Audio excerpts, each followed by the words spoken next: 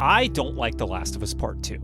I know, this video's been made 100 times, but just stick with me. But currently, I'm watching The Last of Us Season 2 with my wife, and interestingly, I am really liking it.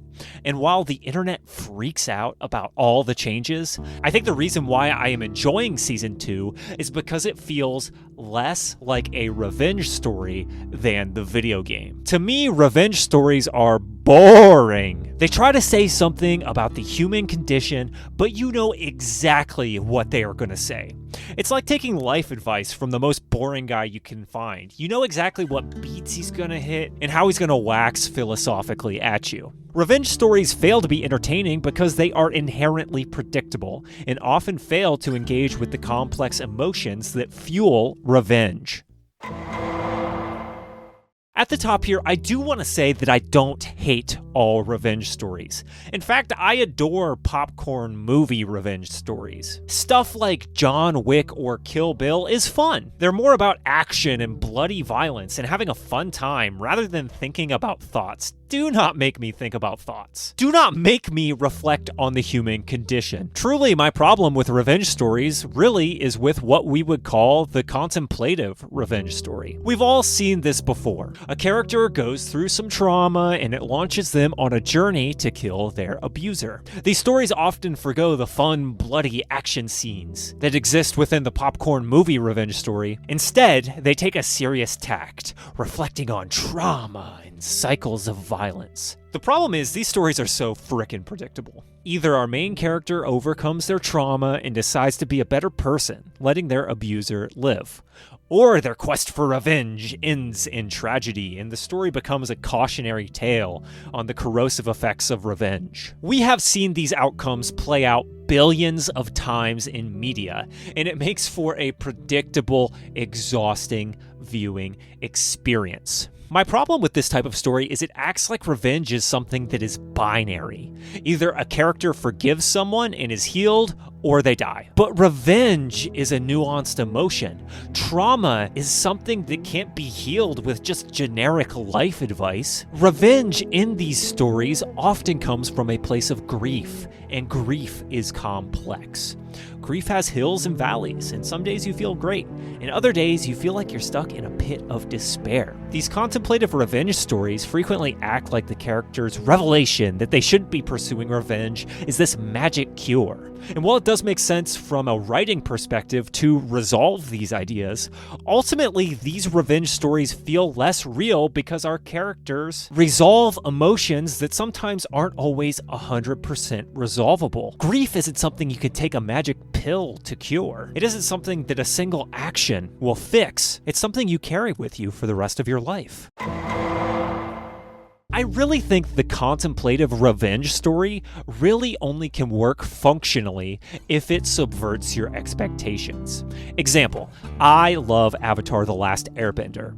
I have a shrine dedicated to it in the corner of my office. But in Season 3 of Avatar, there's an episode called The Southern Raiders, and I actually think this is a revenge story that works quite well. The basic setup is this. Avatar has multiple main characters, and one of them is a young woman named Katara. She serves as the mom of the group. Through the series, we learned that Katara has a dead mother who was killed when she was young.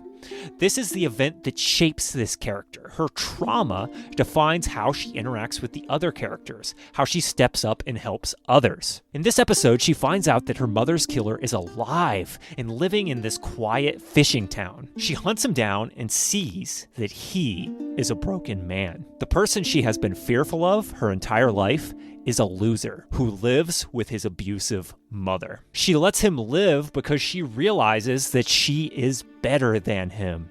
She is better than her trauma. This would be a pretty bog standard revenge story if not for this one scene. You did the right thing. Forgiveness is the first step you have to take to begin healing. But I didn't forgive him. I'll never forgive him. What is fascinating about this resolution is that it subverts the audience expectations as to what a revenge story is. Katara does not forgive this man. She still holds this grief and hatred in her soul. She makes this choice for herself, not for any high morals about forgiveness. Far too often, these lame revenge stories moralize the benefits to taking the high road, with a character forgiving someone at the end. But grief is complicated. Anger is complicated. Having your character give up their revenge, look at the camera, and talk about what they learned is corny.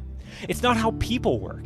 It always feels like the writer moralizing to the audience rather than writing a character processing their own complex emotions. And revenge is a complicated emotion. When we distill it down to a basic Sunday morning lesson, we simplify grief and trauma, and that's really just kind of gross and boring. Far too often, revenge stories do not do a good job of talking about grief and trauma as a process, and then allowing those conversations to play into the resolution of the story. How can communities help people heal? Why should we open up to others about grief? Why this Avatar example works so well is because it acknowledges these emotions are messy, and honestly, there's nothing wrong with wanting to see revenge, but still moving on. Why this example succeeds is our characters talk about what they are going through in every step of the process. First, Katara is angry and won't listen to anybody.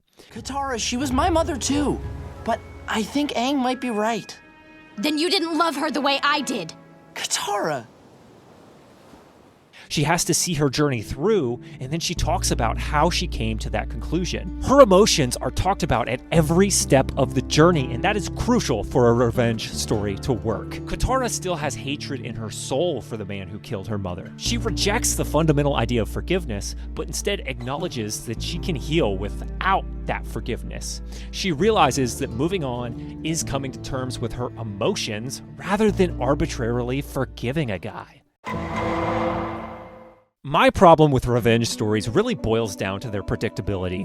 When you have a piece of art that tries to contemplate on revenge and violence, ultimately you know exactly what's going to happen by the time it is over. There are too many formulaic revenge stories. And why this predictability bothers me so much is because it simplifies grief into something that can be cured by magically taking the moral high road. In reality, grief is a messy emotion that leads to both good days and bad days, ups and downs, and far too often these revenge stories do a poor job of talking about where the character is in their grieving process, and how that is fueling their revenge. Far too often, these revenge stories are too preoccupied with showing confrontation, showing the revenge come to a head, showing a dramatic fight scene, rather than talking about the emotions that lead to self-destructive revenge. I wish I had something more profound to say, but honestly, revenge stories just suck.